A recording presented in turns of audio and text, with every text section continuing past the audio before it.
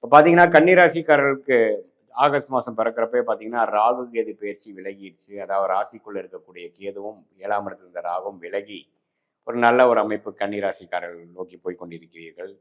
அதே சமயத்தில் குரு 10ஆம் இடத்துல இருக்கிறார். அதே சமயத்தில் சனி 7ஆம் இடத்துல இருக்கிறார். ஸோ சனி வந்து ராசியை பார்க்கும் பொழுது குரு ராசியின் பார்வையிலிருந்து விலகிறார். ஸோ அப்படிங்கிறப்போ கொஞ்சம் வேலை பளு அதிகமாகுது. கொஞ்சம் அதிகமாக உழைக்கக்கூடிய அதிகமான அலைச்சல்கள் இருக்கக்கூடிய அமைப்புக்குள்ளே நம்ம வாழ்ந்துட்டு இருக்கோங்கிறது தெரியுது. இப்போ 7ஆம் இடத்துல சனி இருக்கும்போது நிறையா ஒரு கான்ட்ராக்ட், நிறையா வந்து ஒரு கொலாபரேஷன், நிறைய பேர்த்த மீட் பண்ணுறது, பங்குதாரர்கள், நண்பர்கள் அது மாதிரி விஷயத்துலலாம் கொஞ்சம் கேர்ஃபுல்லாக இருக்கக்கூடிய அமைப்புகள் தேவைப்படுகிறது.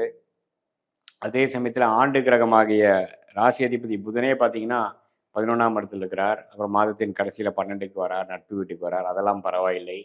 அதே சமயத்தில் ராசிக்குள்ளேயே செவ்வாய் இருக்கிறார். ஸோ ராசிக்குள்ளேயே ஆகாத செவ்வாய் இருக்கிறது பார்த்தீங்கன்னா மனம் ரீதியான சில கான்ஃப்ளிக்ட்டு, அது 7ஆம் இடத்தை பார்க்கறதுனால நண்பர்கள், மனைவி அது மாதிரி விஷயத்தில் கொஞ்சம் பிரச்சனைகள் கொடுக்குறது, கொஞ்சம் ஃப்ரஸ்ட்ரேஷன், கொஞ்சம் தேவையற்ற ஆர்கியூமெண்ட்ஸ் அதெல்லாம் கொஞ்சம் கொடுக்கும். மன குழப்பத்தை கொடுக்கக்கூடிய அமைப்புகள் வந்து செவ்வாய் மாதம் முழுவதுமே இப்படி வந்து ராசிக்குள்ள இருக்கிறது வந்து அது மாதிரி கொடுக்குறார். அது ஆனாலும் குரு 2ஆம் இடத்துல இருக்கிறதுனால பணப்புழக்கிறதுக்கு பிரச்சனை இல்லை.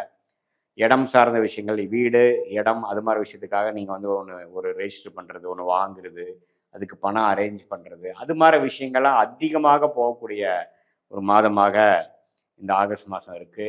அதே சமயத்தில் பார்த்தீங்கன்னா உங்களுக்கு வந்து சுக்கிரன் வந்து 10ஆம் இடத்துலேருந்து 11ஆம் இடத்துக்கு மாறுறார் மாதத்தின் 3வது வாரம். ஸோ இதெல்லாமே ஓரளவுக்கு வர வேண்டிய பணம் எங்கிருந்து எதிர்பார்க்குறோமோ அது வந்து சேரக்கூடிய அமைப்புகள், தொழிலதிபர்களாக இருந்தாலும் சரி, இன்வெஸ்டராக இருந்தாலும் சரி, வேலையில் இருக்கிறவங்களா இருந்தாலும் சரி, ஓரளவுக்கு போன வருஷம் கம்பேர் பண்ணுறப்போ இப்போ நல்லாவே தெளிவாக ராகு கேதுகள் ராசி விட்டு விலகுறதுனால ஒன்றுமே ஒரு கிளாரிட்டியோட செயல்படக்கூடிய அமைப்புகள், ஒரு 18 மாதமாக எதிர்பார்த்த விஷயங்கள்லாம் ஒன்று நம்ம மேலே செய்யக்கூடிய அமைப்புகள், அதுக்காக மெனக்கிடுதல், இந்த ஃபினிஷிங் ஒர்க்குக்காக சிலதெல்லாம் வந்து நீங்கள் பண்ணக்கூடிய அமைப்புகள்லாம் தேவைப்படுகிற ஒரு மாதமாக காமிக்குதுங்க. பொதுவாக பார்க்கும் பொழுது சில விஷயங்களை சாதகமாக முடிக்கிறது, இடம், வீடு, வண்டி, வாகனம், சொத்து, தாயார் அது மாதிரி விஷயத்துக்காக சில ஃபோக்கஸ்டான எஃபோர்ட் போட்டு நம்ம காரியத்தை சாதிக்கக்கூடிய ஒரு அற்புதமான மாதங்களாக, அது மூலமாக பெனிஃபிட் அடையக்கூடிய மாதமாக கண்டிப்பாக ஆகஸ்ட் மாதமும்